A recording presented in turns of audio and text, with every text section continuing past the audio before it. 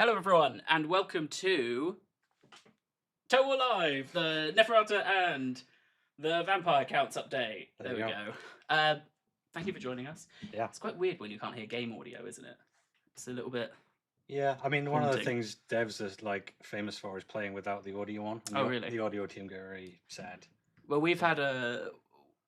You can attest to. We've had a whole bunch of little tech issues just before we've gone live, but hopefully you guys can hear us. I'm just going to get chat up to make sure they can. Yep, people saying they put on the armor. That is not going to happen. You didn't get to see it yesterday, but trying to put that armor on was awful. Yeah. Hopefully, you guys will be able to see that the stream is high quality. We're now streaming at 1440p. Yeah.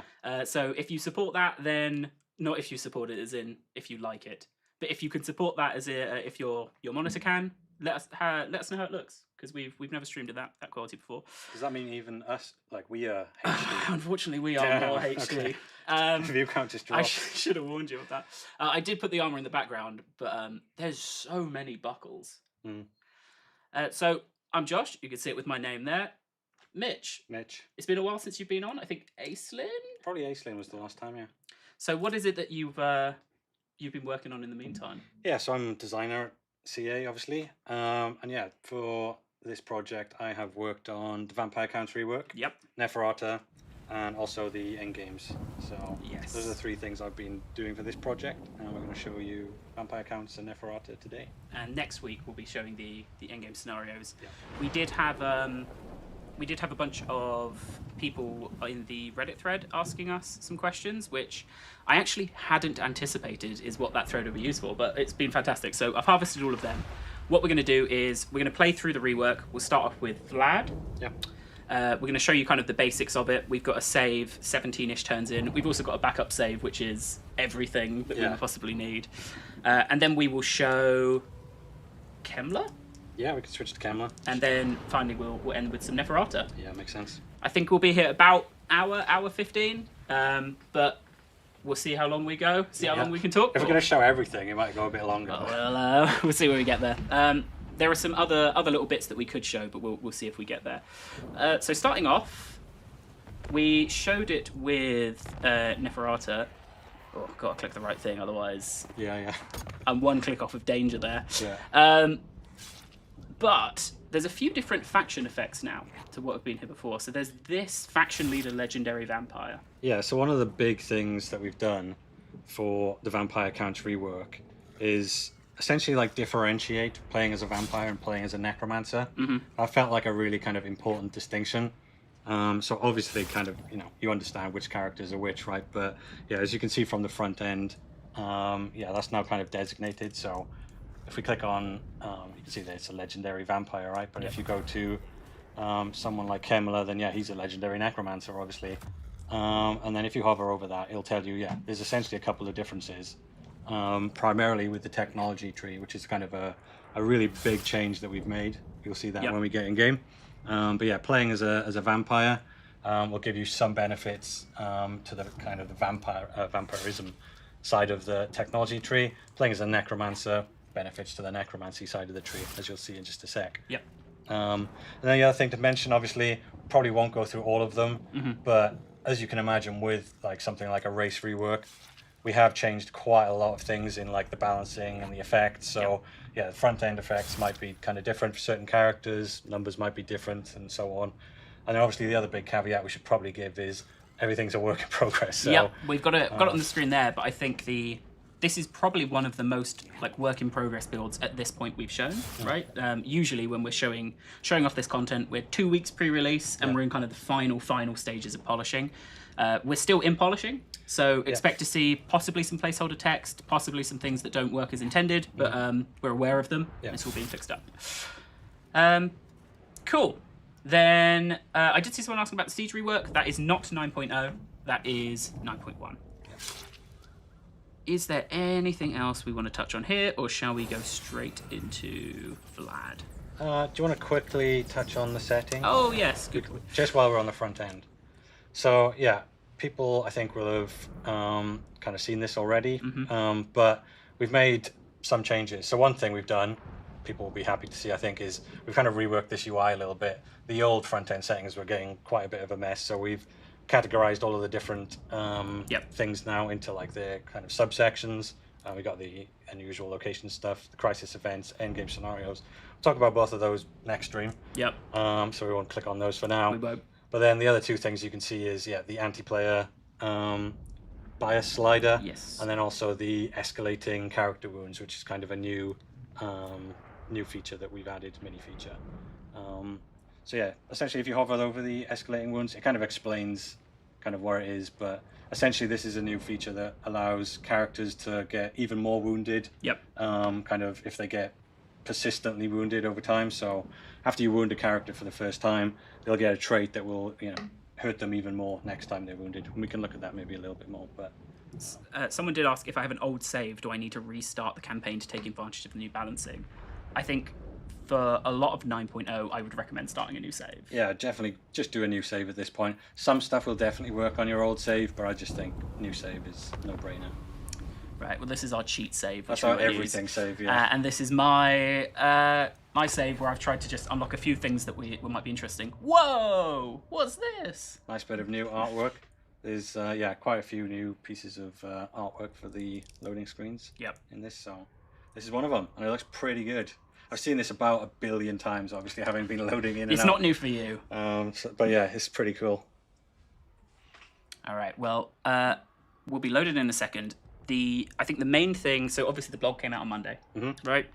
I think the main thing from the blog that people would want to see that we didn't have the time to go into depth there would be the tech tree. But so I'm just saying that for them, so we'll go to the tech tree because I've seen a few people mention it. Yeah. But how do you think is best to start tackling what this rework and update has done? Yeah, well, so one thing to mention, there was a lot that wasn't in the blog that we have done. So the blog wasn't all-encompassing. I think if we put it in the blog, it would have been pages and pages. So there's a lot. And the other caveat, which I mentioned to you, I really want to say is there's going to be things that even I forget, just because there's so much that's changed.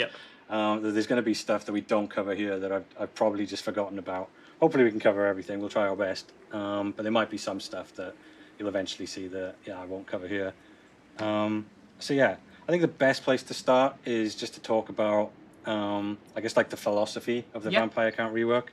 So when we do a race rework, it's quite interesting. In some ways, it's like a lot harder to do a race rework than just to make a brand new race from scratch, because you have to kind of consider not only all of the changes you want to make and how you want the race to play, but there's also obviously a whole bunch of player feedback. There's players who are playing it in certain ways. They've got their own opinions, like certain subsets of players play the race in different ways. So as a designer, you've kind of really got to take like so much information into account when you do a race rework. So the Vampire Counts, first time I kind of looked at this race rework, I kind of realized immediately there's a few obvious things, right, to center this race around. The first one is the Vampire Lords. Obvious, but that's a big one. And then the second one is Raised Dead. Those are like the real cornerstones of the race. So kind of what we've seen from players, right, is the Vampire Lord itself is like the centerpiece of the armies when you play as kind of the Vampire Counts. So we really wanted to like double down on that. And then Raised Dead, obviously that was already a part of the race, but we've changed that pretty dramatically. And Raised Dead has now become the single and only recruitment system for Vampire Counts. Raised Dead, as it was, it had like a really good fantasy to it. But I think the gameplay for the old Raised Dead was problematic in a lot of areas, so we can touch on that when we get to Raised Dead. But where to start? I think maybe we can start in the layers. You want to go there? Yeah. Okay. So this is the vampire layer feature that we've added. So as I mentioned, vampires are the cornerstone of your campaign, right? They are like, the most powerful lords that you can possibly imagine, and we really wanted to double down on that. So if you just close this quickly, close the panel at the top there, and if you go to recruit a new lord, so people are going to notice something pretty different. Where have my options gone? Yeah, so where have they gone? So previously we give you a lot of choices as to what lords you could get as a standard lord choice. But again, doubling down on that vampire theme, the only standard lords that you can get now consistently are the Master Necromancers. And this is kind of part of the split I kind of mentioned earlier, which is the real differentiation between necromancers and vampires themselves. So back to the lair. So the idea, the philosophy of vampires now is they're kind of a little bit rarer, Yep. right? Obviously, you can't get them as standard lords, and the kind of the way lairs work is every time you start a campaign, the position of lairs in the world. Number one, you have to go out and discover them. Yep. They're not going to be immediately revealed to you. You're going to have to discover them yourself, and the location of the lairs will change every time you start a new campaign. So there's like a real element of like exploration in the campaign now, and you're really going to want to find a lair because this is where you now get your vampire lords. So how do I, let's say I find a lair, how do I get access to it? Do I have to take the settlement, or? Yeah, so there's two ways that you can get a lair. So one of them is essentially lairs exist inside settlements, right? They're kind of hidden, beneath, in this case, like Castle Templehof, right? So you could go occupy Castle Templehof, you can conquer it, and then that obviously will give you access to the lair. The other way you can do it is eventually there's a technology in the tree, which we can look at later, that will give your agents access to occupying lairs. So yeah, as you progress a bit further, you'll be able to send your agents out maybe kind of even further than your armies could reach, and they'll be able to then occupy lairs as well.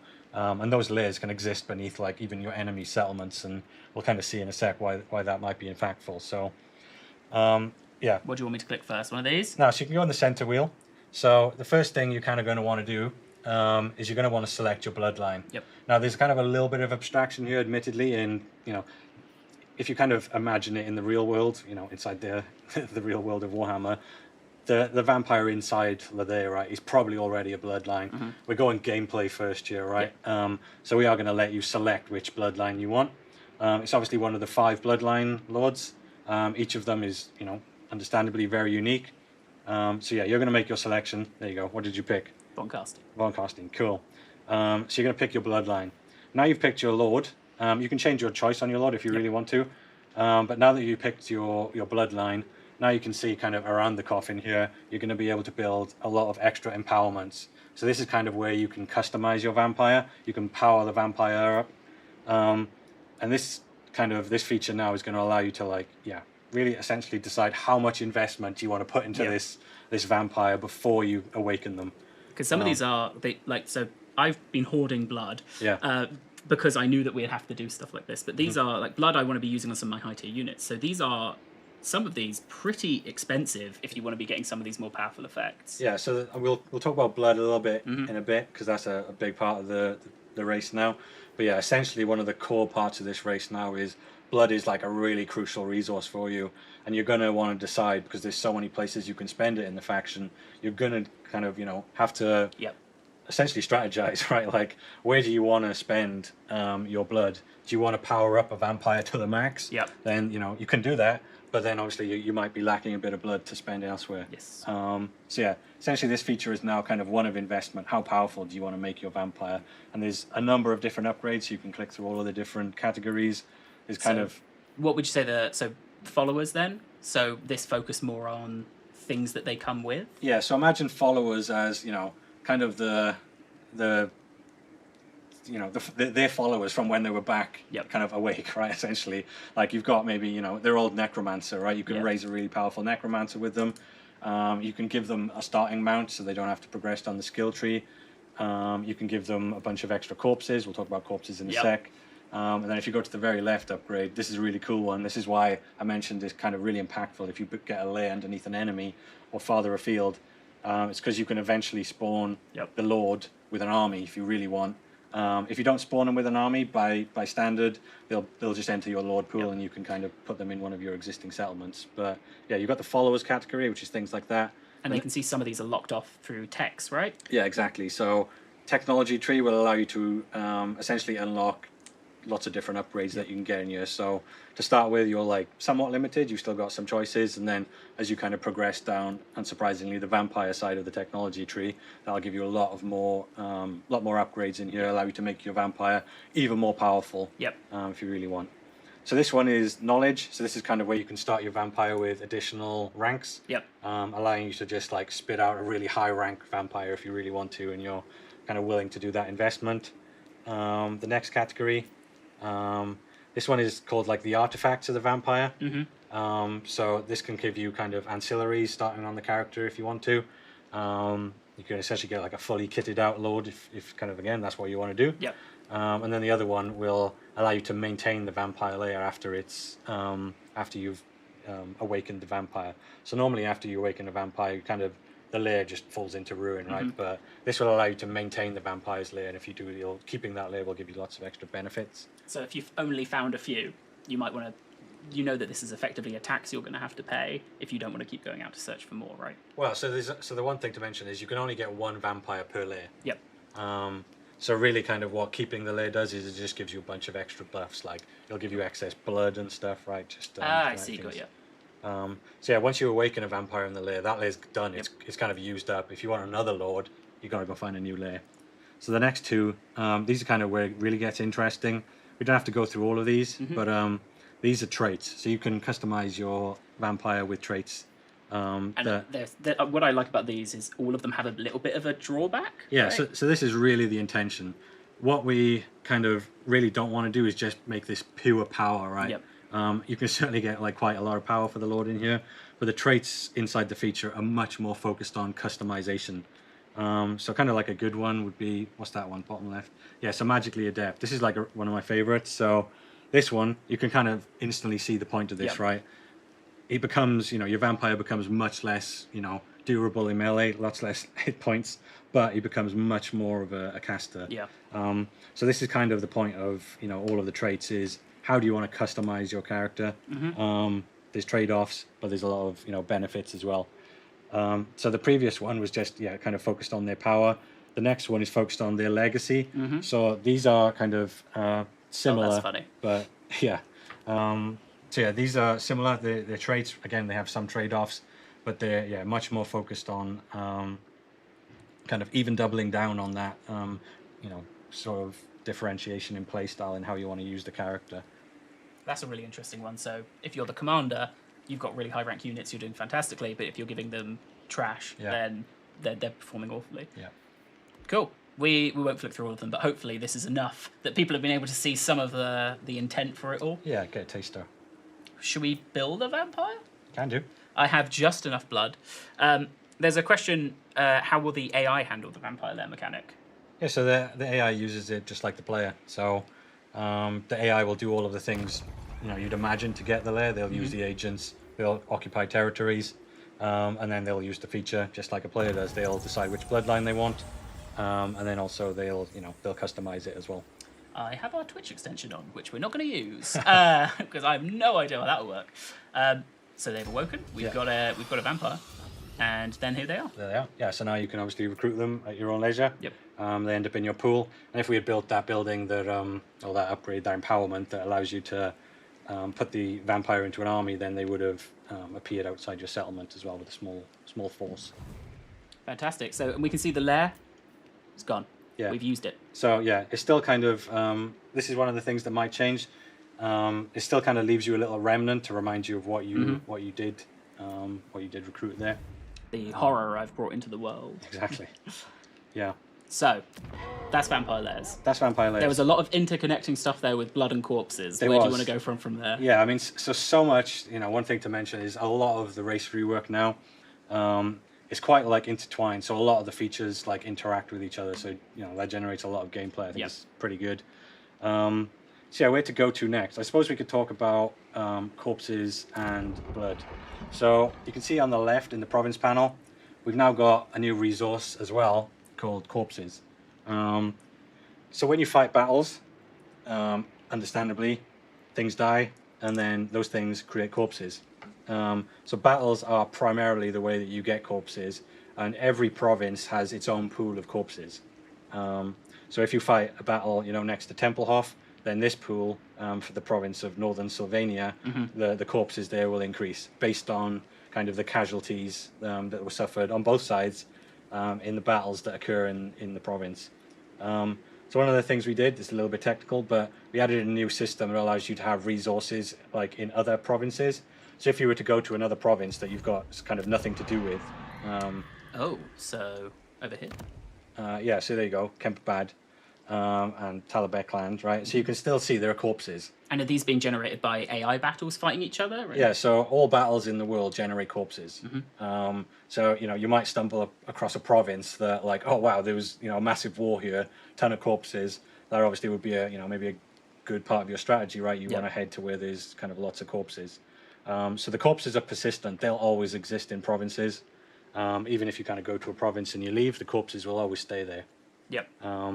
So the next thing we can talk about would be Raised Dead, which again, we're kind of going all over the place here, but it's all interconnected. We're going to pretend I didn't recruit a DLC unit for this. Is there fine. anyone? Yeah, there's anyone. So yeah, if you go to the recruitment, so the left one, Raise the Dead. So as I mentioned earlier, Raised Dead is the only recruitment system the vampires use now. And it is instantaneous. This is a real big part of the vampires' kind of power. So one of the things I know that I don't know if Crystal is listening to this, but okay, Crystal always sends a weekly report on what players are talking about to the designers and the rest of the team, and a big part of that is always players talk a lot about like power creep. So one of the real big things I've really tried to do with the kind of the race rework is to keep that in mind. So I've really focused a lot on balancing for the race rework, and also everywhere now that there is like something really powerful, there's either a trade-off or there's something that you kind of need to do that gives you that power. Yep. So I think players are if you kind of want like a lot more strategy, if you want essentially to make a lot more like difficult choices, if that's kind of the thing you really like, you're going to like vampire counts, I think. And so obviously Raised Dead, really powerful. You can get the units instantaneously. There's no recruit time, but you do need corpses to recruit them, hence the trade-off. And then you can see we've split the roster as well. Top half requires blood, bottom half requires corpses. So the bottom half with corpses, those are kind of your lower tier units. Think of like tier 1, tier 2, maybe like one or two tier 3 units, but mostly 1 and 2. And then the other units, the rest like tier 3, 4, 5, the more powerful units, they all require blood. Yep. So there's a split there. And yeah, how do you get blood then? That's the next question. So corpses, you get them from battles. You can get them from some buildings. And you can see them here, as in, so this is the province that I'm in. This is how many corpses it has, right? Exactly. So I just fought a battle here, so there's a ton in here. Yeah. So yeah, blood. How do you get blood? Essentially, you also need to use corpses. So there's kind of this dichotomy with corpses where you really need it for your recruitment, but you also need corpses because you're going to turn them through kind of necromantic rituals and all the stuff you can imagine into blood. So if you go back to one of your settlements, right? So maybe open the building browser for this one. So if you scroll to the right, there's a brand new category now. The other thing I mentioned, maybe we won't talk about it too much. You can notice that the building tree has changed quite substantially as well. One of the things that we've reworked. Yeah, we'll talk about that maybe a bit later. But for now, there's a necromancy side of the tree. And here, this is kind of where you're going to use your buildings, and your necromancers will then convert corpses into blood. So again, because corpses are a provincial resource, they're in your provinces, where you build these buildings is going to be important because they'll pull those corpses from the local province. So again, you've got to kind of decide where you're going to build your economy, because you're going to need to strategize. So there's another building which will give you like a small trickle of corpses. It's that one on the left there of the necromancy tree. So you can get corpses per turn, but really primarily battles are going to be where you get your. That's where you're going to get the thousands, right? Exactly, yeah. That's the the big chunk of corpses that you'll get. Really, this is more of a bank for you of if you lose everything, you're back in your starting provinces, you've got something to help you push back out. Yeah, exactly. Yeah, this will give you that kind of backup amount, and it'll always keep your blood conversion building always like ticking over because there'll always be at least some corpses coming in. So just to mention the building side as well. So we've dropped the advanced recruitment for vampires. Kind of didn't really make sense to keep it anymore. You've now purely just got the military recruitment. So one of the things that we have added, again, mentioned it earlier, for every big power spike that the race has, there is kind of like trade-offs and things that you need to manage. So Raised Dead, very powerful. However, all of your units now require this, either blood or corpses, and we've introduced the unit cap system. So if you hover over one of the buildings for the recruitment, is anyone? Yeah, so there you go. So you can see this building, the binding circle, will give you corpse carts and crypt ghouls, and it'll increase your capacity for those units. So this is kind of why recruitment buildings are still necessary. You don't need recruitment buildings to actually recruit the unit. Like you don't need to be in a place that has the building. Yep. So these buildings now are much more focused on just giving you unit capacity. Yep. For your units. And also that technology there, getting that if you are struggling for corpses, being able to get more back at your home places. I really like this. Yeah, so there's a couple of other things in the necromancy tree. So you can get a building that will convert like a lot of corpses, but like a less efficient rate. Yep. You've got the corpse cart building as well on the left there. There's that one. Yeah, so this one will allow you to transport corpses from a province using your corpse carts, right? That is essentially what corpse carts really are. So you can get your corpse carts to kind of move your corpses around, primarily to that Mortis Nexus, which does really large scale conversion. Sending corpses around is inefficient, but you can improve that efficiency of your corpse cart by upgrading them in your tech tree. And then the last thing we'll mention, we could talk about this in the tech tree or here, but we can maybe talk about it here if you scroll to the right. So there's another one. There's a new climate in the game called Undead Wasteland. So this is for the vampire counts and also Nagash. We won't talk about that. But Undead Wasteland, you can now convert the climate of regions into Undead Wasteland in a number of ways. So this building is one of those ways. It's a heavy investment of initial blood. I think it's like 3,000, which is a lot. That's huge. But converting climate into Undead Wasteland is, as players will understand, really powerful. Because not only is Undead Wasteland a preferable climate for vampire count, so you could turn an unpreferable climate into a preferable one, but Undead Wasteland for vampire counts will give you even additional benefits on top. If you really want to focus on spreading Undead Wasteland climate, that's the thing you can do with vampire counts now as well in a number of different ways. Cool. There's a few things we're going to pick up on from chat then before we move on to, I assume, the tech tree. Yeah, we can go there. Firstly, they've spotted a new addition. There you go. And while we're on them then, have there been any changes made to the Vampire Coast? Yeah, so I know players won't be able to see this, but this project is enormous. Yep. So we've kind of really hit our limit in kind of like what we can do. We've kind of covered so much. That if we want to do like the Vampire Coast justice in terms of a rework, we kind of need to make that like a focus of a project.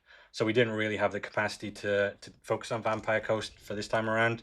Equally so, I think if we were to do a Vampire Coast rework, it would probably be its own thing. I don't think we would like carry over exactly what we've done for like the vampire counts. A lot that are dead. So doing it this way allows you to make this incredibly thematic to this faction, rather than something more generic that would have applied to both. Yeah, exactly. I did see someone who had said, I think it was on the forums, and they're like, well, now that the vampire counts have got this update, technically the Vampire Coast have a unique mechanic now with their raised dead. So, that's one way to look at it if you're a glass half full. True that. A couple of other questions we will rush through. Before you move on. Yep. Because, people, I guess were maybe talking about this, but we've added quite a lot between different races. So you can get the Mongol Haunter now as well. Yep. Obviously, vampire counts used to be able to get the Mongols. So it makes sense that they could get the Mongol Haunter. There's going to be, again, these are one of the things I might forget, just little thing. I mean, it's not little, but it's pretty cool. I mean, I'm keeping an eye on these. We won't talk about them yet, because I guess we'll talk about with Neferata. Yeah. So some of the other questions we had are I'm really going to mispronounce it. Strigoi Ghoul King? Yeah. Are they gone as an option? Right, so that's a good segue into the tech tree if we want to go there. Or do you want to ask more? Let me see if there's anything else to ask. If your settlement with a vampire lair belongs to a vassal or ally, do you still get access to the lair? Not directly, so that's where you'd want to use an agent. Yep. To get access to the lair. Okay. So if you want vampire units, you use blood. If you want necromantic skeletons, you're using corpses.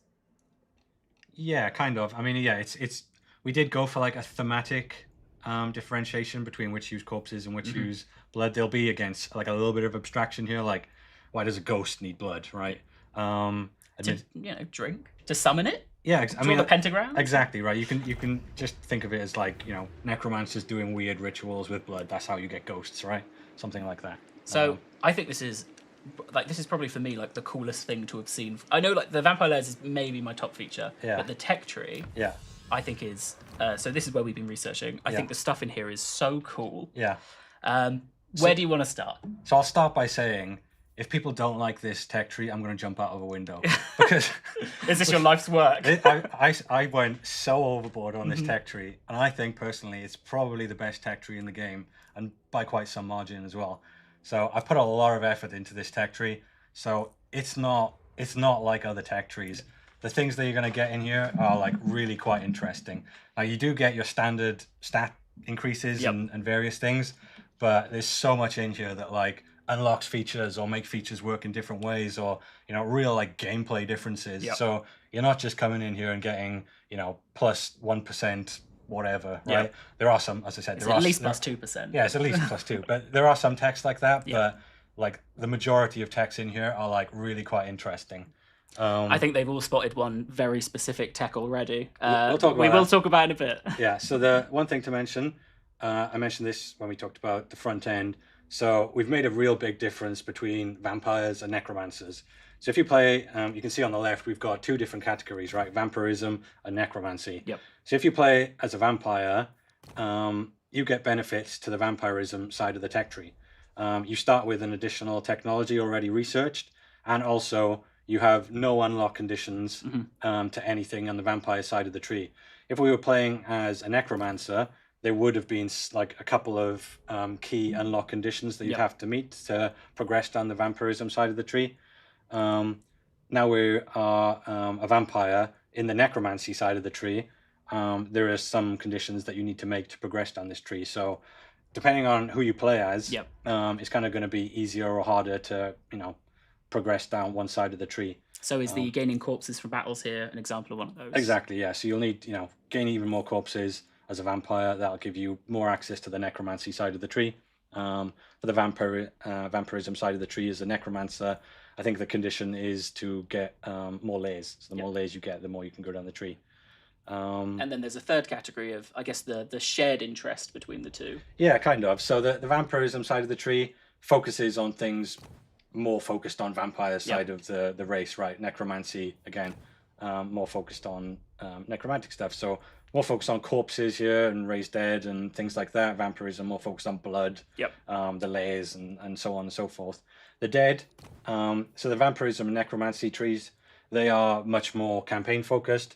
The dead, this is a shade tree, so this is kind of the units. If you want to buff your units, you come to the dead. So this is where a lot more of the traditional tech tree that people would have expected. A lot more of those techs live in here, right? Yeah, so this is like a lot of just like stat buffs, right? So this is kind of where you can, if you want to make your handmaidens more powerful, you can go down the handmaiden tree. If you want to make your blood dragons, or your blood knights rather, I should say, more powerful, go down the cavalry tree, and then eventually you can buff your units up. So the one thing I should mention is, because there's a unit cap system, this is a really good place as well to get some really like early unit capacity. So you can come in here and maybe get like a Vargulf like pretty early on, just to give you like a little taster of the units before you then build your settlements up more. So you can get some unit capacity in here. And yeah, primarily stat buffs. A really interesting one, we can just mention this. So this, I don't know why I'm pointing, people can't see it. But, I can see, don't you? Okay. It helps me. Okay. Top left section here, this is skeletons and zombies. So one of the things that I've introduced to the vampire counts tech tree, which we haven't done in any other tech tree, is mutually exclusive technologies. This is only in the vampire counts tree.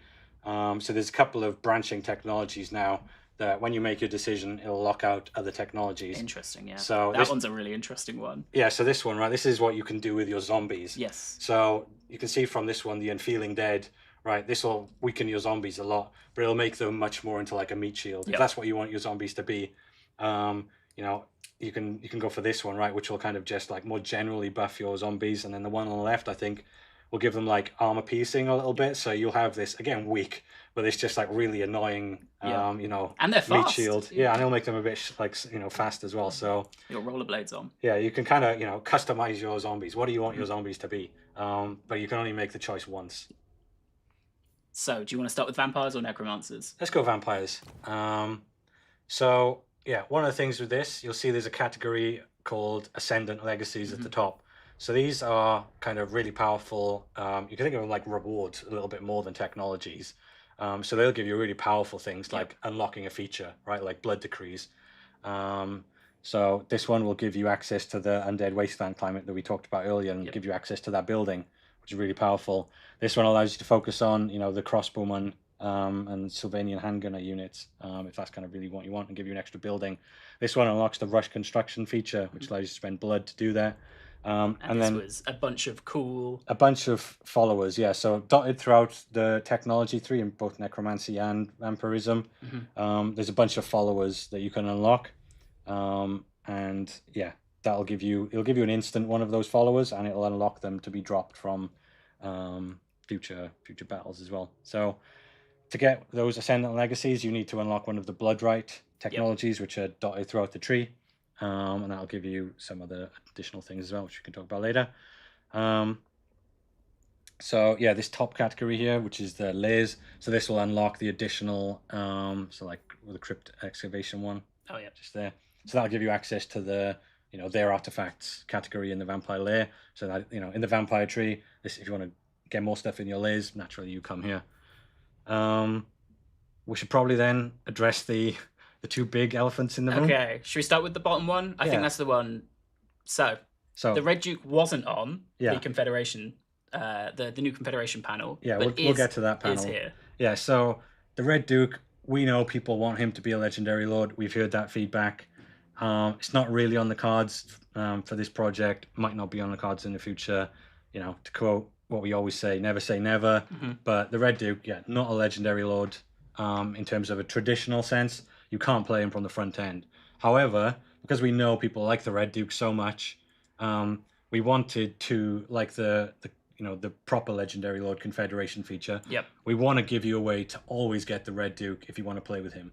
So this technology, no matter if the Red Duke is dead or not, if his faction has been wiped out or not, doesn't matter.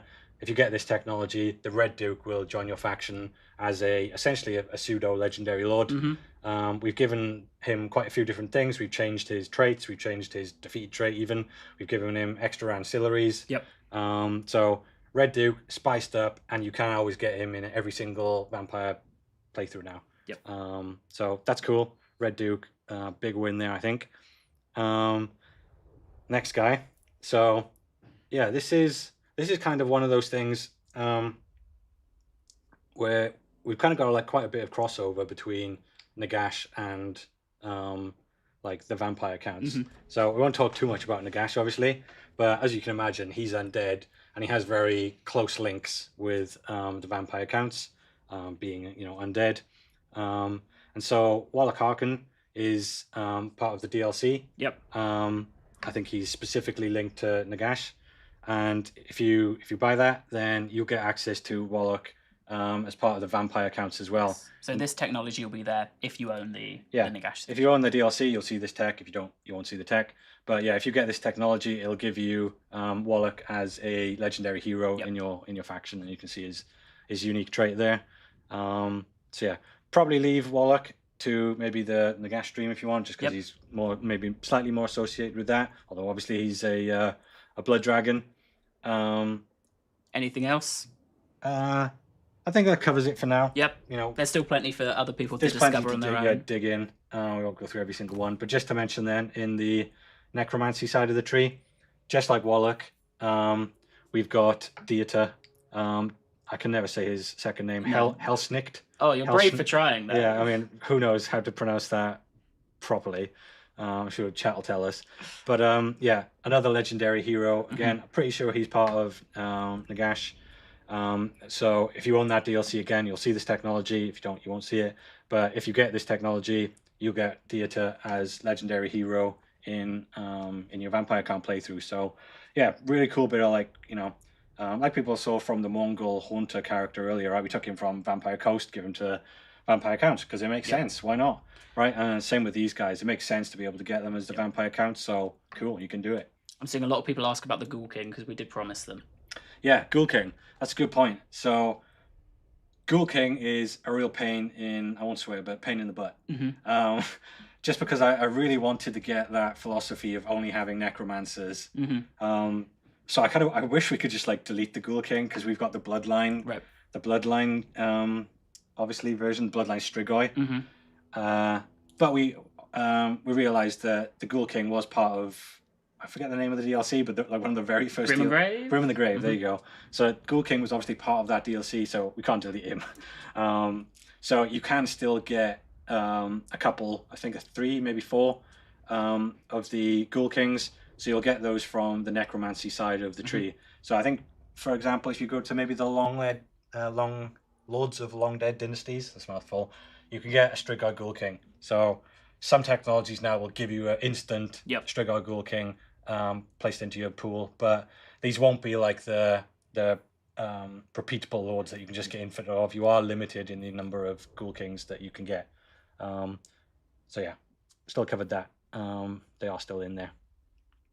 We spoke about the corpse carts earlier. I assume these are the techs that are going to make those. Yeah, exactly. A bit more So efficient. yeah, your corpse carts can transport corpses around.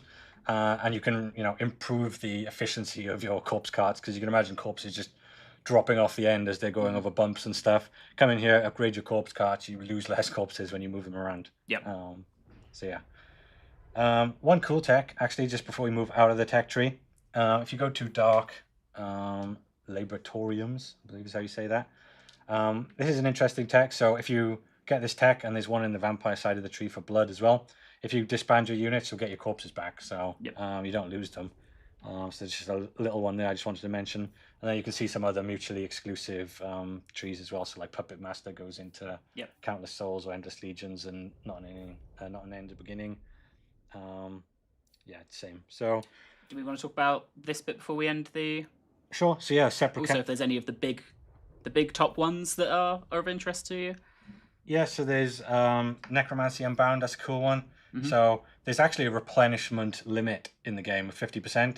So your units can't replenish for any other race more than 50% vampire counts because they're all about necromancy, as you can imagine. You can actually get this kind of late game tech now, which allows you to go beyond that 50% limit and gives you a maximum of 100%. So yeah, and yeah, these ones on the bottom right, these are all focused on the Dead Rise Again, which is an existing feature, but this lets you double down on Dead Rise Again if that's a feature you like using.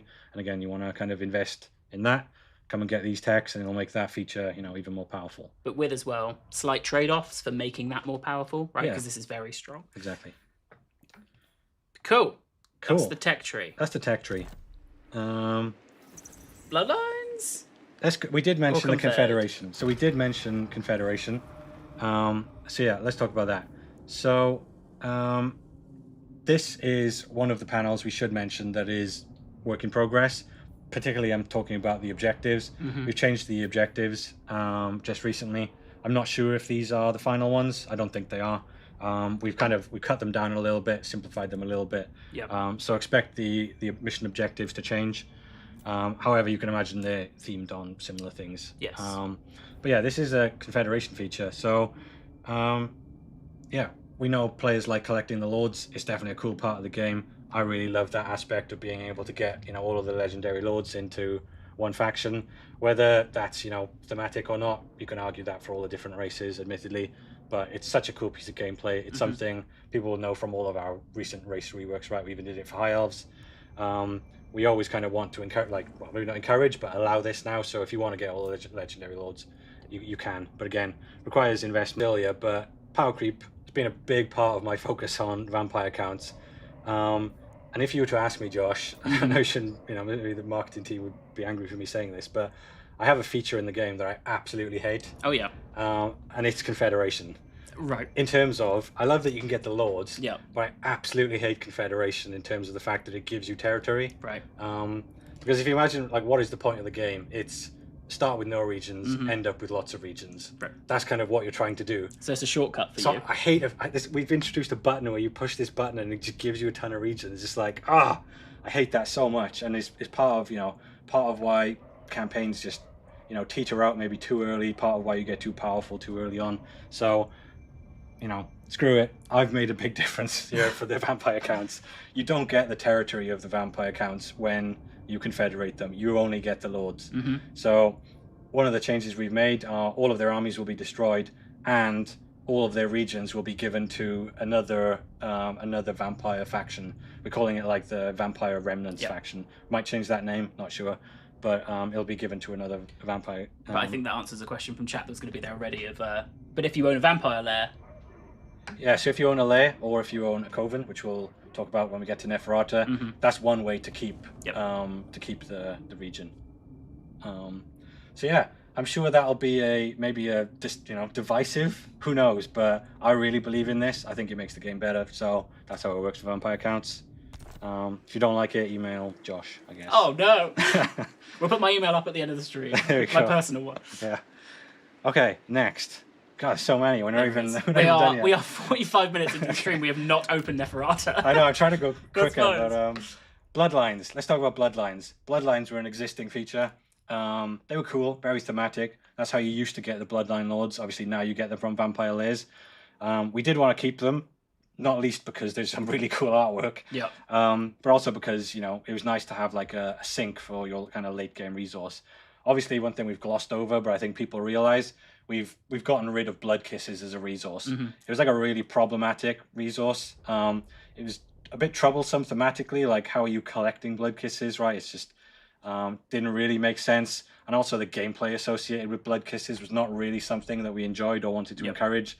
It was like forcing strategies of like having to focus on vassals, forcing players who didn't want to engage in like agent gameplay to do so.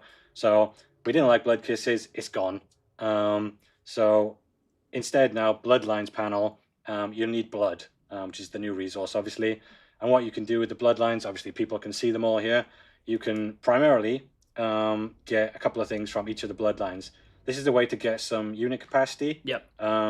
Quick, expensive if you do it too much, because one thing to mention is every time you empower a Bloodline, the cost goes up. So I've already empowered Von Carstens to show that. So yeah, you've got one of the Von Carstein empowerments. That means the cost has gone up now from 500 to 750. So every time you do it, the cost keeps increasing. So there is kind of like a semi-soft limit to like how much you're gonna want to do this. But if you really want to focus on one of the Bloodlines, you can do that, or you can spread out.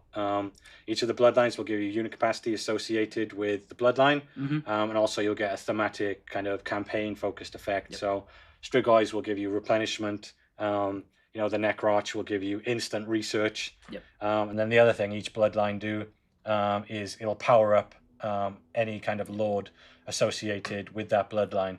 Little caveat here, we've also made it so that it's not exactly the Lord. So Warlock, for example, if you empower the Blood Dragon, although he's not a Lord technically, he's a legendary hero, he'll still gain buffs. So wherever it's like really thematic, imagine the buffs apply, even though it says kind of Lords here. And then each of the buffs obviously will allow you to keep, continuously. Again, if this is where you want to spend your blood, again, up to you where you want to spend it. But if you want to come in here and power up the Bloodlines, this is what you can do. So for those who do love their Strigoi Lords, 2% on each there is pretty strong. Yeah. So they can have their massive monsters roaming around. Yeah, exactly. So yeah, you can imagine, starting off, you're maybe not going to feel 2%. By the end of your game, if you focused on it, your Strigoi might be an absolute beast, right? And then, in the Strigoi, in the layers, if you want to get a Strigoi, maybe double down and, focus him into like a melee-focused Lord rather than a magic Lord, right? Yep. So you can imagine there's lots of like customization now, which you can do with all of the Bloodlines. That's a big focus of the rework. Boom. There you go. Someone's worked out that we're sat next to each other and we've split the webcam in half. I didn't think we were hiding it. Oh no! Okay. Should we move on to... Did you want to show the victory conditions at all, or we move on to... We can. I mean, I don't know. Maybe we should keep that for the... Are we planning on doing like an everything stream? I don't think so. Maybe we could cover that in the endgame stream. In the endgame stream we could, but I guess it's the how many are we really going to boot up? There's like all of them have had a change and a new reward. Yeah, true. We can click it. Yeah, essentially, I think we put this in the blog. I think right when we covered On the What's Next stream, we spoke about. Okay, We've updated them all. Right, yeah. So one of the big changes that we've made. This is not vampire counts specific, by the way. This is across the entire game for every race. We've done a big overhaul to the victory conditions. So the team have been, really working hard. There's so many in the game that again, this is one of the reasons this project is just so massive. That this is a huge undertaking here. But yeah, the victory conditions have all undergone a big change. They're now like much more engaged with sensible gameplay. For the associated race, they're like way more thematic. You'll get a bunch of new like rewards. And the rewards, I believe, short are more specific to the Lord, and then long is more specific to the race. Exactly, yeah. So long rewards for the race, short rewards, difference for the characters. So you guys, I'm sure, will have fun going through 105 Lords. Yeah. And having a look at all of the different short rewards there. Yeah. Okay. The other thing we can mention while we're here, I guess because we loaded a save, we didn't see this, but we've got intro flybys. That's another thing the team have been doing. Oh, we might see the Neferata one. We could pause for the Neferata one, yeah. So this was something we saw from player feedback, right? When we did Immortal Empires, we kind of much more simplified the intros for Immortal Empires. We saw the players wanted those back, so now every time you start a campaign, you get the intro flybys. They're back. So yeah, another kind of huge undertaking for every single Lord. But we will get to Krell in a second. But the one thing I saw some people asking of, effectively, by the looks of it, the focus for your rework here has been trying to make a vampire count experience for all of them that feels very rich and deep, rather than trying to spin off small mechanics for each Lord, right? Yeah, exactly. I mean, kind of when we kind of looked at this, starting looking at the race rework, I think it was really evident that like the race itself needed like most of the work. Not necessarily like the characters. Like yes, we could have probably gone through and spent our time giving each character like a unique feature, but then we might not have been able to make such like a core experience. And for me, the core experience is like much more important. And the other thing to mention is, although we've not like given essentially like a kind of like how we did in the last rework for High Elves, we haven't given like a brand new feature necessarily for every Lord. Each Lord still does have something. Yes. So it encourages you to use the new race rework in its own way, right? Yeah, exactly. So I mean, the reason we give features is to incentivize a different play style. So that is still true. So Vlad, right, is he's got the Sylvanian units as his kind of feature, right? If we were to load in as Manfred, he's got the Books of Nagash, which we've reworked. I won't talk about that. We'll get there. We'll get there for the Nagash stream, I think. We did think maybe we can get there, but we are an hour in already. That's the thing, yeah. Cover that in Nagash, I think. But yeah, Books of Nagash had a rework. I'm sure James could talk about that when we get to the Nagash stuff. One thing other people would have spotted as well is Regiments of Renown have a cap. They do, yeah. So again, this was a thing we've seen a lot of feedback on. Not only feedback, but we just seen how players play. We know that players have been primarily just storing their Regiments of Renown as like emergency armies. Not really the intention, obviously, of what we wanted. So we kind of want to encourage you to like take your regiments around into your army. So we put a cap on those. That's a per army cap. And you can upgrade that with characters. So if you go in the skill trees, there's a way for the characters now to increase that cap. So you can eventually. And that's automatic as well. It's automatic, yeah. You don't even need to spend a point on it. So as you get a high level Lord, you'll be able to get more Regiments of Renown. I know, I definitely use them as a panic button army. A lot of people asking about that Twitch. That is just the Twitch extension. That's already out. That is already public. I just didn't turn it off in this build. One thing to mention, I just remembered from the skill tree. If you can find Isabella, where is Isabella? There she is. Go to a skill tree. Yes. So one of the things, again, this is kind of what I mentioned when I say each character does have individual things that are unique. Vlad and Isabella, they've got something unique now as well, which previously, and still true, is when you play as Vlad, you get Isabella as a hero. When you play as Isabella as your leader, you get Vlad as a hero. One of the things I kind of wanted you to be able to do was turn those heroes into lords, if that's what you wanted to do. Obviously, it's cool to have Isabella playing in the same army as Vlad, but now you can turn each of the heroes into a lord when they reach a sufficient rank. So that's it if you want to do it. Customization, right? It's up to you. Does that then reset their skill tree? It does. So it'll keep them at the same level, but they'll reset their skill tree, so you can put the points back into like the hero focused version or the lord focused version, I should say. And someone asking if that's one way, but that is no matter which one you pick, the other will have that ability, right? Yes. So it is one way. You can only turn heroes into lords. You Yes. can't turn lords into heroes. But both Vlad and Isabella, if they're hero, can do it. Cool. Kemmler? We can, yeah. Anything else? I mean, we could load the everything save, so maybe that's a good idea to do that, just because I click save. Yeah, that's really shown me off, hasn't it? As you can see, this was done on a different version of the game, so Yeah. we're gonna hope this works. It should work. I did make this on a previous build, so I think it should be fine. If it's not, apologies. But yeah, this will allow us to see a couple of additional things, just because I've set the campaign up in a way that allows us to get easier access to stuff. So one of the things we can look at is Kemmler. I think I've set up the Confederation feature so we can get Kemmler quickly. And then we can also look at some other things. So before we do, go look at Gustav. I think we put this in the blog, but we had so much feedback on like the Necrotch and how he looked. So we changed how he looks. I think menacingly holding a skull at you. Very menacingly, but yeah, it looks way cooler now. Much nicer. Skill trees, we got no time to talk about it. Every skill tree had a pass. Yep. Every skill tree has gone through dramatic changes as we normally do in a rework. The skill trees, you'll just find they're way better, as you can expect from what we normally do in a rework.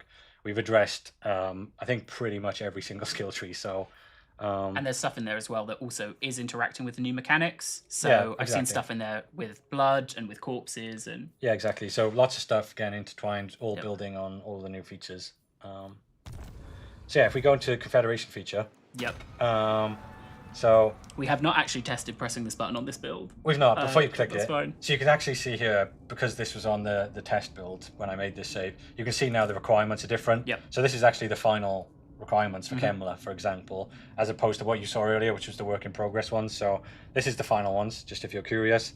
So I've set it up. Yeah, we've completed these objectives. If you click confirm, hopefully it works. Does seem we've got work. the cool icon anyway, We've so got no matter what happens next. There you go. At least we've got that. Yeah. So if you now go to the Lord pool, there you go. You've got Heinrich Kemmler. So you've got him now as one of the lords. I essentially debugged this, so he's still turn 1 because we're on turn 1. Yep. Obviously, he would be whatever the character was when you got him. So the other thing with Krell, can we find Krell? If I recruit, do I need to recruit him? I don't think you need to. I think he might be. Should he have popped up? I think he'll be somewhere. Go in your character. Maybe this is one of the things. There you go. So we do have Krell. He might still be over in. We'll let him be wherever he is. Double click because him. I can see a little. Oh, there you go. So he's still there. I think eventually we'll move him. Yes. For now, he hasn't moved. So Krell used to be a summon. He was obviously very attached to Kemmler.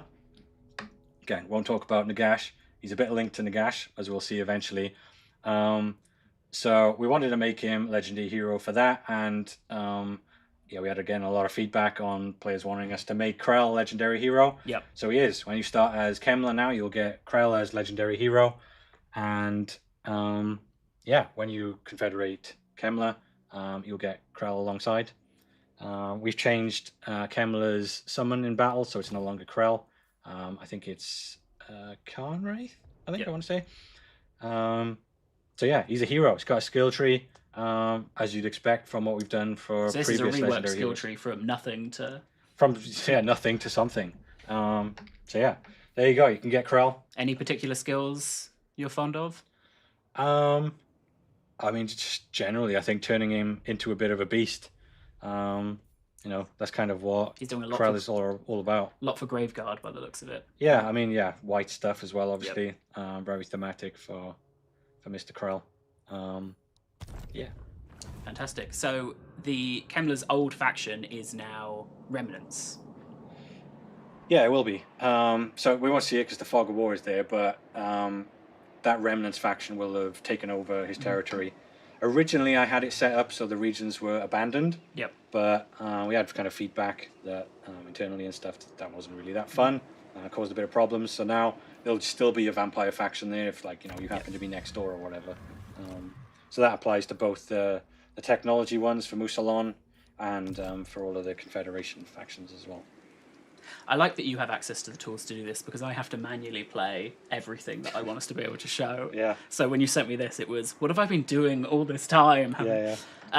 Anything else you want to show here? Otherwise, we might quickly jump to answering a couple of questions that I had from the forums and from Reddit, and then we would have a whistle-top store of Neferata. So let me see. There was any plans for Vampire Coast and Tomb Kings, which we've chatted about. Yeah. And so Vampire Coast Raised Dead is still as it currently is. Yeah. And are the other Vampire Legendary Lords getting any love? So we've spoken about that and the rework skill trees, but also them trying to interact more deeply with the shared mechanics. Yeah. Hopefully they'll show off some of the new skills for Lords and Heroes. We have done some of that. We haven't done all of that. There's just not enough time. No way. Please make a Vlad Emperor mechanic, which we grouped in the other. I think I was sent that from the same person maybe 20 times over the last 2 days. Yeah, I mean, this is an example, right, of where we could have done it. We could have made a unique mechanic for Vlad, but it would have been at the expense of something else, Yes. right? So that's always the trade-off we have to make. Red Duke info, we've covered that. Yeah. Krell, can Krell be recruited by anyone, or is he a Kemmler exclusive? No, anyone. You do have to confederate Kemmler. Yes. Like, Krell is associated with Kemmler, Yep. so you need Kemmler as well. Will there be a place for the Strigoi Ghoul King, generic Lord and generic Vampire? Yeah. We've spoken about that. One thing on that, actually, we didn't mention the generic vampire. You cannot get the generic vampire. Again, this is a little bit divisive maybe, but I really believed in this change. You cannot get the generic vampire as vampire counts anymore. Gone. You can only get the bloodline vampires. There is still a way to get the vampire lord, the generic one, but we'll need to wait for the Nagash stream to talk about that. Then that's a Neferata question. And Dread Abyssal Mounts, which is more of a Nagash stuff, but this is just things we've seen people talking about. Yeah. So they saw there they weren't in the mount skill trees, and that is because they are associated with the Nagash. Yeah. So you only get them as Mortarks, right? Not as Lord. Speaking of Nagash, I will quickly point out the one other thing that we saw a lot of discussion about, which was Nagash's starting position. Yeah. And that was that we had 2 starting options, which was the Black Pyramid or Nagashazar. We went with the Black Pyramid because we wanted his, and they will see it when we show them. There, you cannot detach Nagash from the Black Pyramid with how much of his mechanic is focused on the Black Pyramid. Yeah. So it made sense for him to own that location at the start too. You guys will see why. It is very cool, that mechanic, and we'll go into it. But as for why not Nagashazar, it is intentionally designed as an awful place to get to and from, and that's why it's such a good fortress, right? But it made for a difficult start position that wasn't very fun unless you had a tunnel stance, and then it was, do we give Nagash a tunnel stance? Does that make any sense? But we know it is important to him in the lore, and there will be a way to get back to it relatively early in the campaign. So it's not like it's a binary, we put him in the Black Pyramid, you'll never be able to get there, or you're going to have to trek all the way over there. Yeah. There will be a way to get there. Okay. Shall we show Neferata? Yeah, let's do it. Do we have another 2 hours? We have let's say 30-ish minutes. Okay. And we'll be starting from turn 1, because we can show everything from that point, right? You might need to end a turn or 2. I think we've got you get access to the core, the Web of Intrigue. Is that what it's called? You'll need to end a turn or 2. Do you think? Yeah, you will. Do you want to bet on it? Yeah. I think I get it from the start. No, you do, but not all of the features. Oh, right. I was talking about Web of Power. I made this. I know. What are you arguing with me for? But I was playing it last night, and I was like, no, I got it from turn 1. Right. So we both win the bet. That's cool. Okay. And there you go. That's where I grabbed our thumbnail image from. Yeah, I mean, another one of the cool lottery screens. I've seen this one again a billion times, but yeah, love me some Neferata. I so nearly on autopilot just went and selected Nagash, and I only just had a moment of where I've inhabited my own body to be like, what did I just do? Yeah. The other thing to mention, because you mentioned selecting, people will notice. I think we already maybe put this somewhere in a blog, maybe, but Vlad is actually the primary vampire count lord now, so it's not Manfred anymore. I did that for 2 reasons. Number one, Vlad is kind of like the quintessential vampire. You can kind of like argue that with Manfred being a little bit more important in certain ways. I get that, but I think so. Vlad probably makes a little bit more sense to me. And also, I agree with the change we made a long time ago to put Manfred in the desert because it's an interesting start pause. But again, the quintessential experience is playing a vampire in Drakenhof, right? Or in Sylvania, I should say. So that's kind of why I kind of wanted to put Vlad as the #1 guy. Got a little cinematic there as well. Okay. One of seduction. I didn't know we were going to play the cinematic, but it feels mean to skip it. Do we have audio? They have audio. Of treachery and death. The true queen of vampires shall rise from the shadows, queen of night and dawn, queen of all. And then we go. Is it going to go into a flyby? Should go into the flyby now. So, I think I know there's some polish being done to the flybys at the moment. Yeah, I mean, as you can see. Caveat everything, work in progress, but this will be one of the 105 flybys. A fitting I mean, we don't have to watch it, maybe, short on time, but you get the idea. Flies around, you'll get a bunch of info about your start position. You know what a flyby is. Okay, so here we are in Neferata and the Larmian Sisterhood. So, where to begin? Neferata has all of what you just saw with the vampire counts. As part of the, I guess, race rework, we've added new units. So those are the Larmian handmaidens. And are these part of the DLC or? No, so I don't want to say something wrong. I think these are free. They're not. I was setting you up to be able to say a nice thing. Okay. Okay. I'm also now only 90% sure. Oh, you made me doubt myself. Someone in the live stream chat just confirmed these are free. Yeah, they are. 99.9% sure they are. They are free. These are free, and you can get them, by the way, as I think I even replied this on Reddit, so I already know. But these are available for all vampire counts. Yes. They're not just associated with Neferata. Obviously, Neferata can buff Larmian stuff way more than any other vampire. So yeah, new units. Can we talk as well about other units? Can we do that? And we can talk about whatever you want. Okay, so go into the recruitment pool. Raised Dead. We didn't cover this in the vampire count. So if you go to the top, there's a bunch of new units. One of them is the this? No, this one. This one? Yeah, Drakenhof Templars. So again, associated with the undead. This one I do believe is part of. This the is DLC. part of the DLC. Yes. There you go. Get it right. So that's another unit the vampire counts can get shared with Nagash, and we should also talk about Zombie Dragon. Oh, do you know what? That's why people have been saying address me. Right. Okay. So Zombie Dragon, previously a mount and a pretty powerful one at that. I think Zombie Dragon actually is kind of something we wanted to do in the past, but we just never did. Now it's a unit. It's kind of like how, players know we've done like a feral version of units in the past. We're not calling this one feral, obviously, but yeah, it's a unit now. Tier 5, maybe like the most powerful unit. Certainly very powerful. And yeah, that's one of the cool ones as well. And then I think all the way to the right, the other unit we talk about is it that one? Yeah, the Coven Throne. One thing I don't know, is it Coven or is it Coven? Oh, you've asked someone who mispronounces nearly every single word of a name or a unit. Okay. I would say Coven. Because I've been having a battle with various people on Name Drop 1, Sean, who thinks that you pronounce layers as layers. This is a north-south thing, surely. Is it? I don't know. I don't know, but that's the only way I can see it. It's definitely layer. So I'm just saying that now, okay? Sean, if you're watching, I'm sorry I called you out. But yeah, anyway, who knows what it's called? Yeah. I'm going to call it Coven. And this is part of the DLC as well, Coven right? Throne, DLC as well.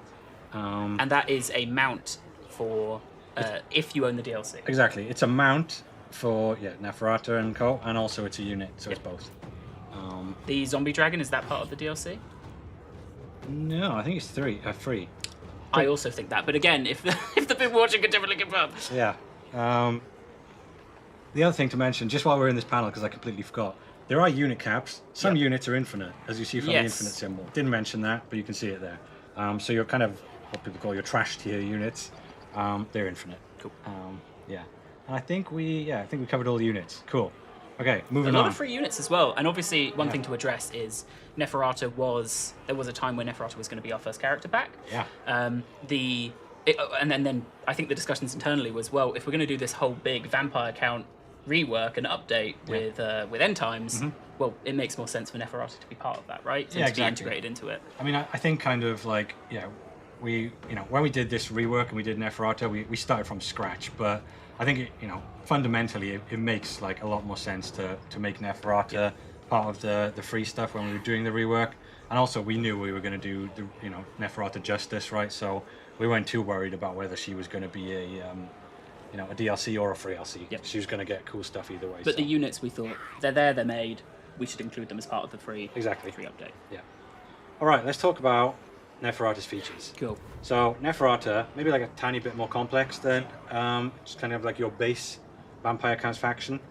So you'll see on the top bar, on the HUD, next to blood, we've got another resource, which is manipulation. This is really key to Neferata's feature set. So we'll talk about this more when we go into the Web of Power. So the Web of Power, this is Neferata's big feature. Yep. So, if you don't know the theming of kind of Neferata and what she's all about kind of subterfuge. She's all about being hidden in the shadows. She's got this massive web of intrigue that expands across the world. She kind of sends out her handmaidens, which are Lamian vampires primarily. She sends them out to kind of do her bidding. That's really what she's all about. So it made sense to kind of make that her feature, right? Her feature is like her web of power. So you can do a lot of different things in here. One of my favorites is Seeds of Discord. So this is I bounced over that because it's one of my favorites as well. Yeah, this one is my favorite. I had so much fun. Yeah. I actually had a holiday like a week ago, and I had just played Neferata the entire time, and I had Sean sending me messages like, "Why are you playing Neferata? Go on holiday." And I was like, "No, I'm having so much fun." And a big part of that was because of this. This is just so much fun to use, and she's got other like, you can imagine what she can do in this feature, right? It's like subterfuge, diplomacy stuff. We do kind of know that vampires in general are like a little bit subterfuge focused. They're focused a little bit on agents, but she really like doubles down on that, and she can do lots of different stuff. To use these actions, they're kind of tiered. Yeah. So you'll need two things. You'll need manipulation, which is the key resource. Yep. Manipulation does have a capacity. So right now you can only have 100 manipulation, which kind of limits you to the kind of earlier tier 1 like level actions. So you're going to need to increase your manipulation capacity and the manipulation itself. The other thing, this feature, some people will realize this. I don't mind saying it. It's built on a really cool feature, which was Snitch, whatever you want to call him, Snitch's shadowy dealings feature.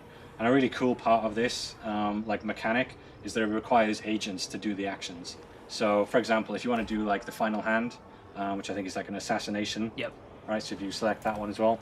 So you've selected your character, you've selected the action that you want the character to do, you've got enough manipulation, you've also got the correct level of character, so this requires a level 1 agent. You can see the others require up to like level 25 or 20.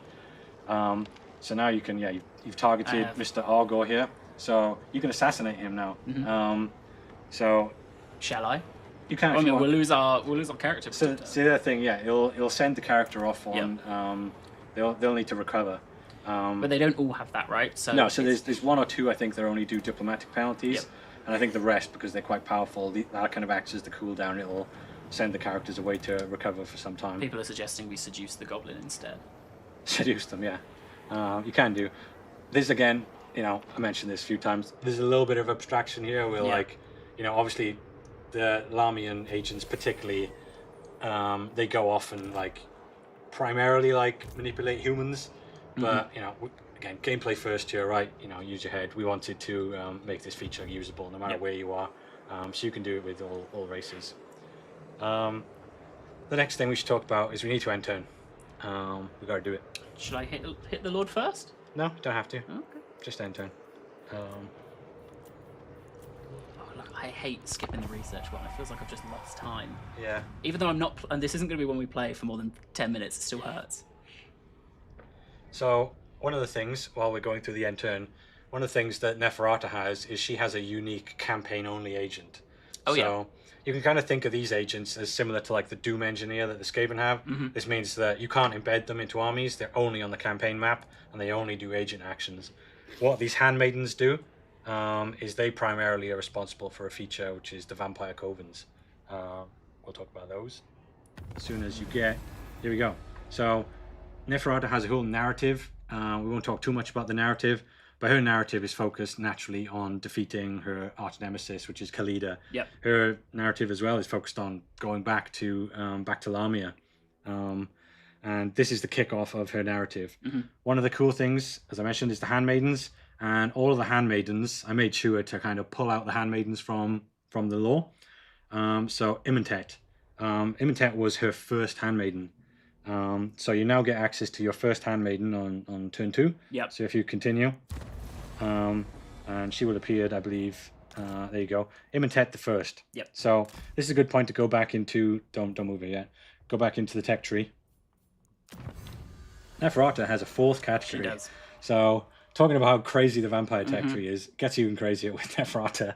Again, spent way too much time on the tech tree. It's fine. Don't worry about it. In here, you can get a couple of things that are focused purely on Neferata's feature set. You can upgrade Imentet, and you can also get the other handmaidens from the lore, right? So you can get, Belatash from Tilia. You can get Namia or Naima. There you go. Naima of Cathay, which I think she was like a really big deal in the lore, right? I think that might have been Neferata's girlfriend or something. I'm not a lore expert. Don't ask me. But you can get these handmaidens. You're just a tech tree expert. Just a tech tree expert, yeah. So you can get these extra handmaidens, and you can upgrade them with traits, which is cool. You can upgrade your covens as well in the bottom half of the tree. You can give them additional buildings. Yep. You can also do some stuff focused on manipulation here.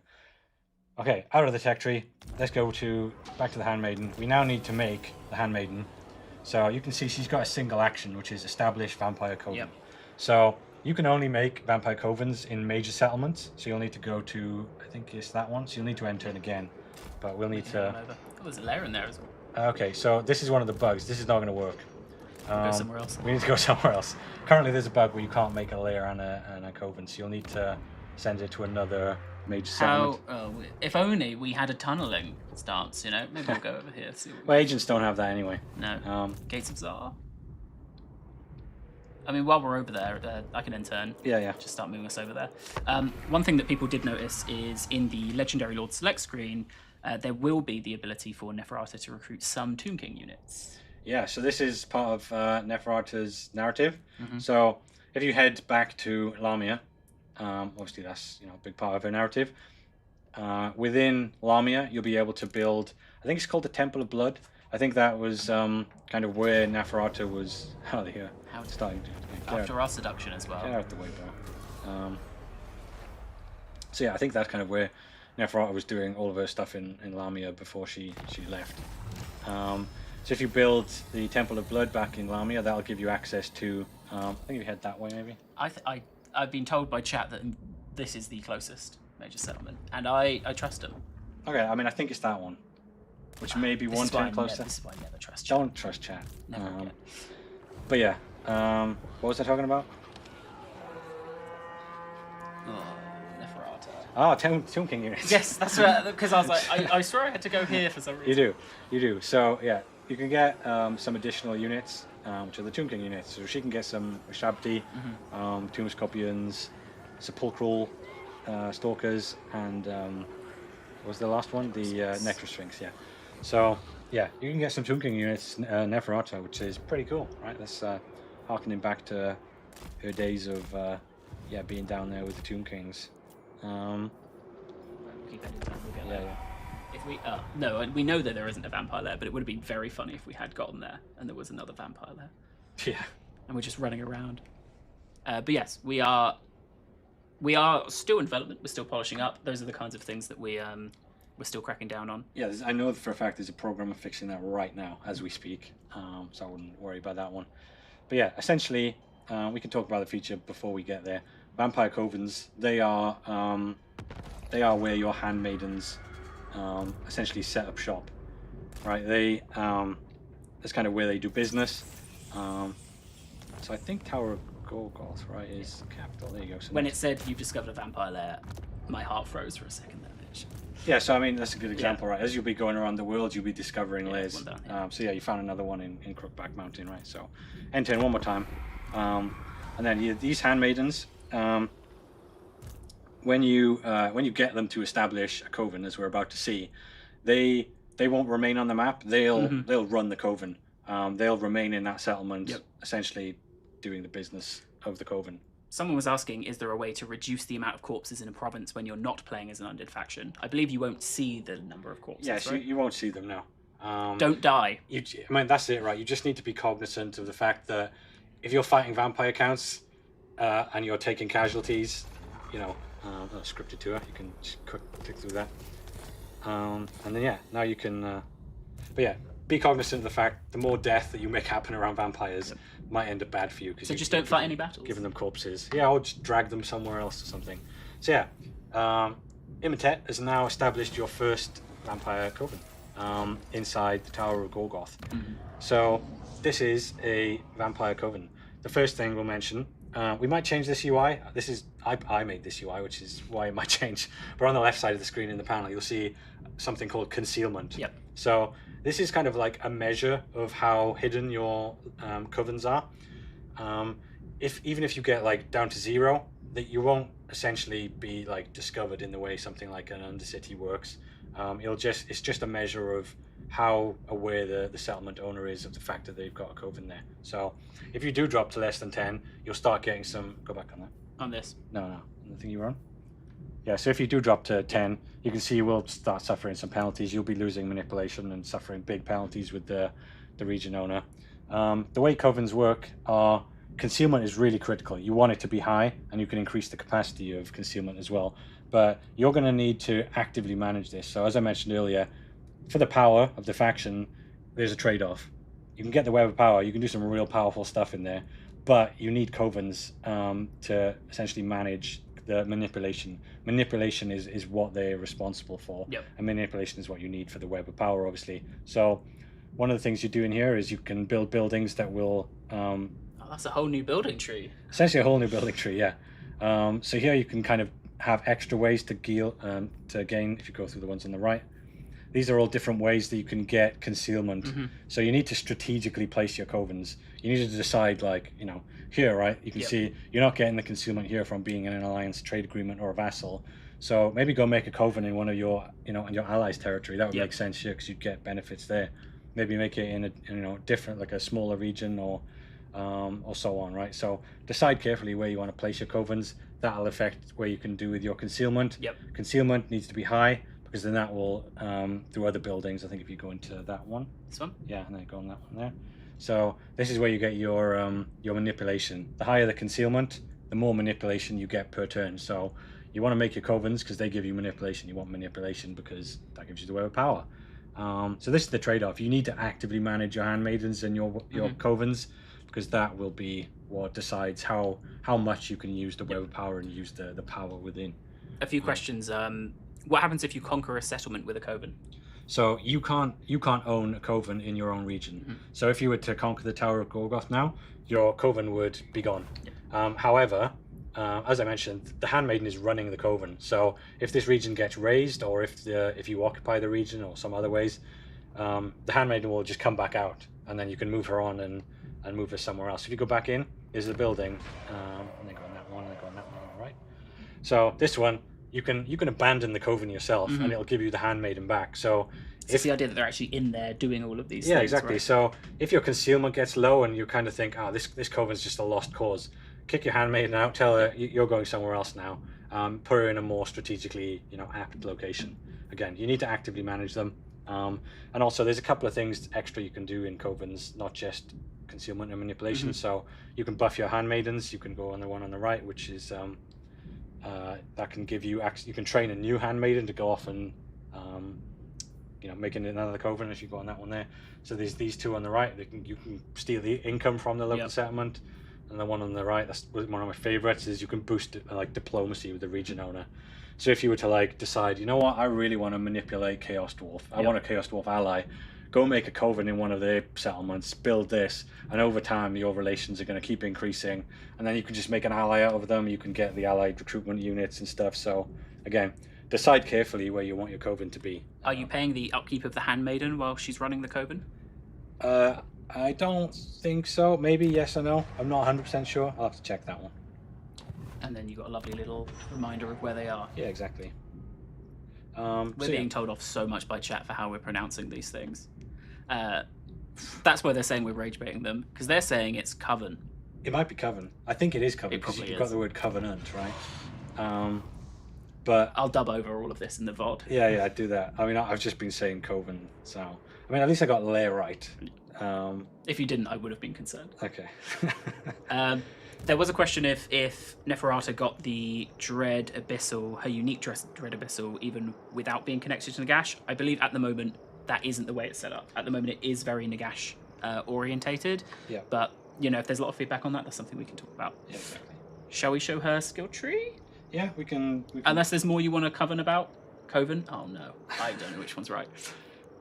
So yeah, obviously she's got a brand new skill tree, right? She didn't exist before. So yeah, full skill tree. She's got some things in here that, again, as I mentioned, she can really buff like Larmian units. She can buff your manipulation stuff. You can increase your capacity here among other ways. So yeah, brand new skill tree for her. Focus on Larmian vampire heroes as well. And yeah, Larmian units. So if you want to make her just a real beast with Larmians, by all means, go ahead. We should we are very close to time, but we could just run into a battle so we can show these two off.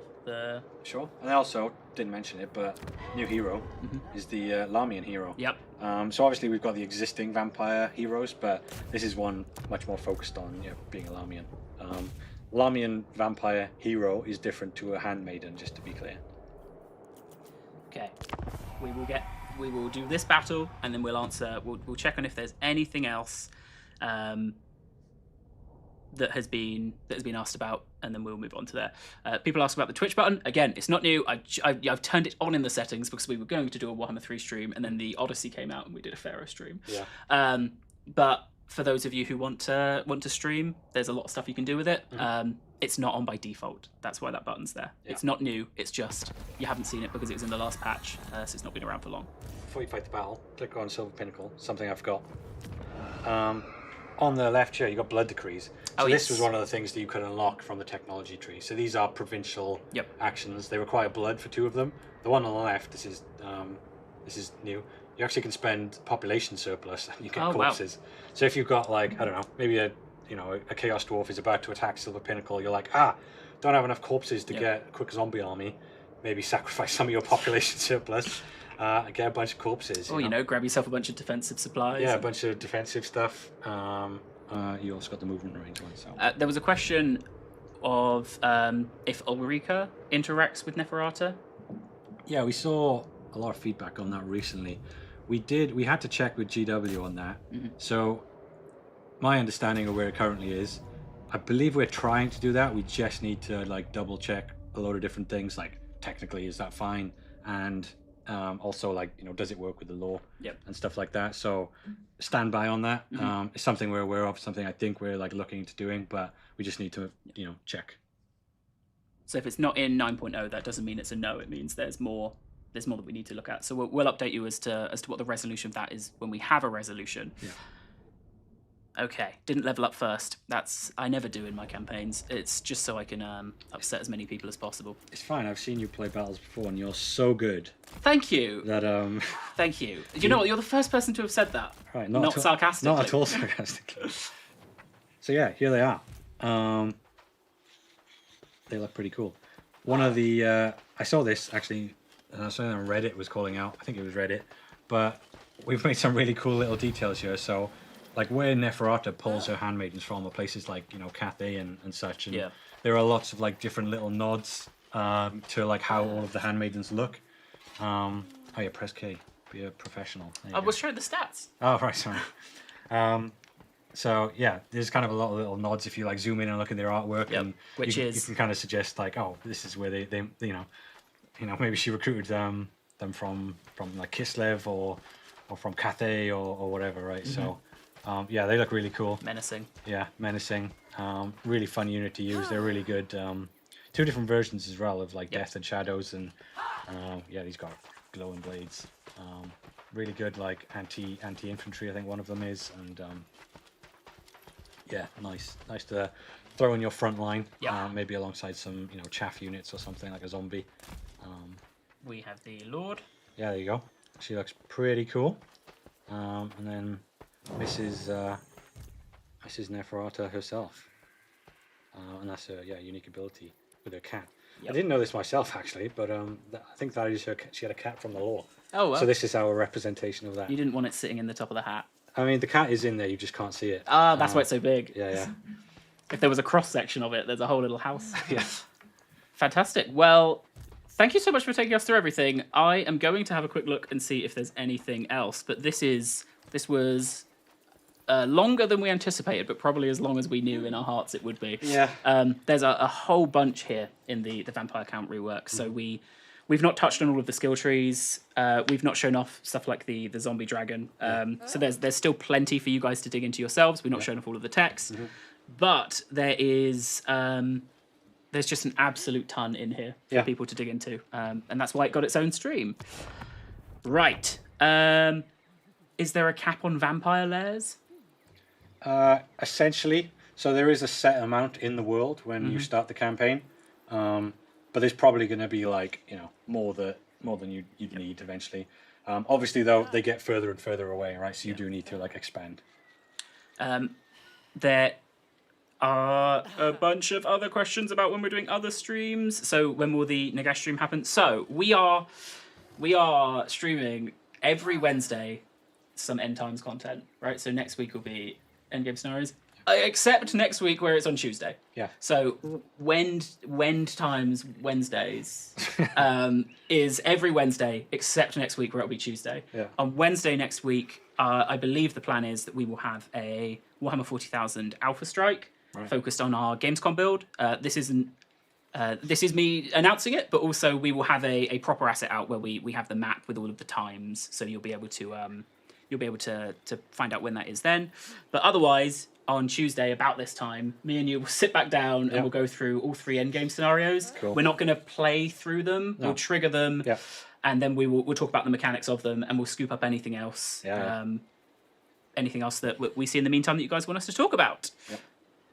Okay, I think that is us. Thank you very much, everyone. Let me go back to our main camera. Ooh, what's the button? There you go. Oh, we were in the same room the whole time. Whoa.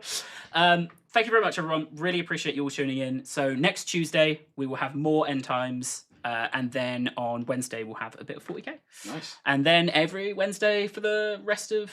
until it's out. I was going to say the rest of time, but that's not a commitment I'm willing to make. Every Wednesday until it's out, you'll see more. Brilliant. Thank you very much, Mitch, for joining us. Yep. Thank you, everyone, for tuning in. We will see you next Tuesday. See you next Tuesday. Bye-bye. What's the button?